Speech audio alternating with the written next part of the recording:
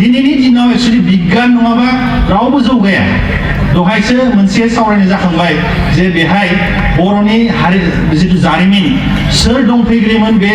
ब्रह्मपुत्र भेलियाव सोर बेहाय रायजो जाजेनदोंमोन जोंनि हारिया बेसेबां गोजाम 5000 6000 6000 बेसेबां पुराना बेफोरखौ प्रमाण खालामनायनि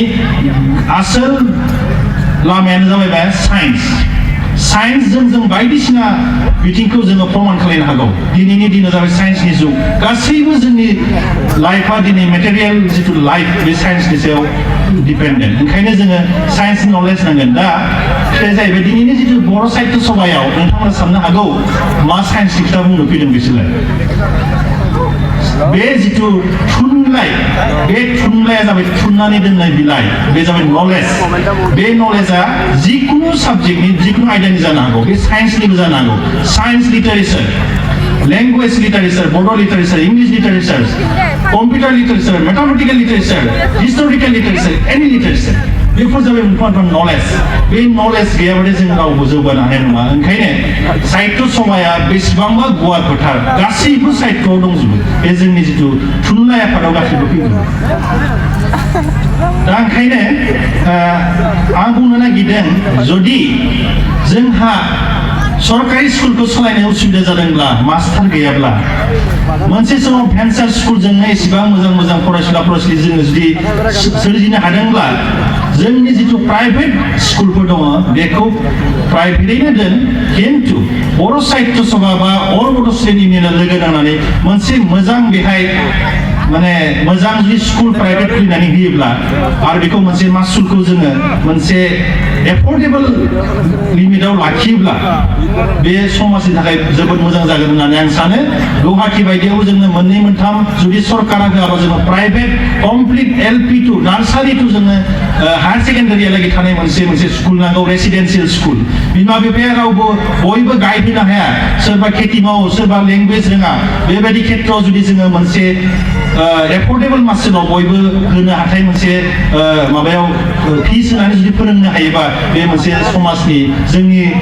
बर' रावनि जिथु स्कुलफोरखौ जोङो फोथांनानै लाखिनो हागोन होननानै आंहा मोनसे बिश्वास बेखायनो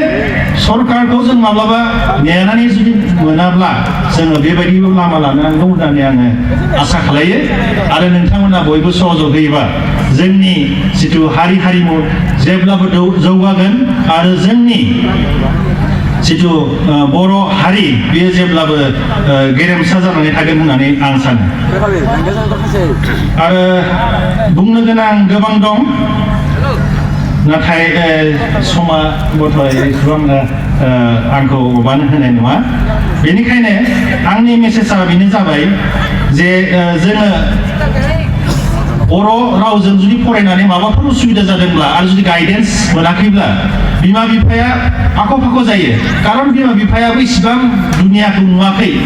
गुवाहाटीखौनो फैफेराखै सोरबा दिल्ली मुम्बाइ नुवाखै बेबायदि बेलायाव फिसा फिसौनि मोजां जुदि गाइडेन्स नांगौबाथाय जोंनि जिबायदि बिगियान ससाइटि जों दादों बेल' नङा आरो जोंनि रोंनाय जिखिनि बर'फोर दङ बयबो बिराद आग्रही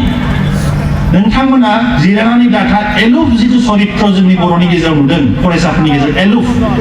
सोरजोंबा रायज्लायनो लाजियो गावनि नांगौखौ बुंनो लाजियो गाइडेन्स लानो लाजियो बे कमिउनिकेसन जिथु स्किला जोंना एकदम खम नोंथांमोना लाजिनायखौ गार एसे ओंखारबो बयखौबो नोंसोर एप्रच खालाय मोजां गाइडेन्स मोनगोन केरियार दानो हागोन आरो आङो नोंथांमोननि बयनिबो मोजां हास्थायनानै आंनि बिबुंथिखौ आं बारा गोलाव खालायला आरो माबाफोर प्रब्लेम जायोबा नोंथांमोना निस्सय बिथां प्रफेसर निरालासे नामसेरे बुंनाय बायदिनो गुगोलाव थुबानो जोंनि नाम जोंनि कन्टेक्टफोरखौ मोनो जिहेथु जोङो जोंनि खायसे बेयाव इनफरमेसना दङ आरो इयुनाव बर' थुनलाइ आफादा खायसे बेबायदि प्राइभेट स्कुलखौ जुदि एडप्ट खालायोब्ला आरो लोगोसेनो बर' लेंगुवेज ट्रेनिं जिथु लाजिनायखौ होखारनो कारन बे बर' रायज्लायनो गोसो दङ लोगोफोरजों फैयो खिन्थु बुंनायाव एसेबां फ्लुएन्सि गैया नालाय बुंस'वा माने एसे एलुप जानानै थाबाय थायो बेबायदिखौ होखारनो थाखाय जोङो 1 मास ट्रेनिं 2 मास ट्रेनिं आजिखालि अनलाइनाथ' बिराद इजि अनलाइन ट्रेनिं गतिके अनलाइन ट्रेनिं जायोबाथाय जोंनो डिजिटेल लिटारेचार नांगौ बर' रावफोर सोलोंनो थाखाय लोगोसेनो फरायसुला फरायसुलिनि बयनिबो हेफाजाब जागोननि थाखाय जोंनो माखासे डिजिटेल लिटारेचार नांगौ बिजाबानो ओंखारानो टेक्सट बुक पाब्लिकेशननिफ्राय स्कुलाव राननो बिजाब गैया बर' मिडियामाव ओंखाराखै भेरि आनफर्चुनेट बेबायदि जाथायखौ जों नुयो डिजिटेल सिस्टेमखौ जुदि बर' साहित्य सभाया जुदि प्रेसार होयोबा सरकारा बयनोबो राननानै होथों बिजाब होनो फैनाङा दिनै डिजिटेलनि जुग ICT नि जुग इनफरमेशन एन्ड कमिउनिकेशन टेक्नोलजिनि जुग गतिके रावबो जोङो गेजेन नङा न'आव जिरायनानै गोबां जिनिसखौ जों सोलोंनो हायो न'आव जिरायनानैनो गोबां टेक्नोलजिखौ जों सोलोंनो हायो गतिके जोंनो नांगौ बर' राव माखासे डिजिटेल लिटारेचार बायदिसिना खामानिनि जेरैहाय इलेक्ट्रिकनि खामानि बहाबा माबा इथा माबा गाथिनायनि ट्रेनिं बिल्डिं बानायनायनि ट्रेनिं गासैखौबो जोङो दिनै इउटिउब नायनायनि सोलोंनो हायो खिन्थु बेहाय माब्लाबा लेंगुवेजआ हिन्दी जायो इंलिश जायो बबेबा बांला भाषायाव जायो गतिके जोंनि लेंगुवेजआव जुदि बेबायदिखौ जों बानायनो हायोबा जोंनि बर' हारिनि माखासे इयुथफोरा बयबो गाव गावनि जिउखौ बायदिसिना लामायाव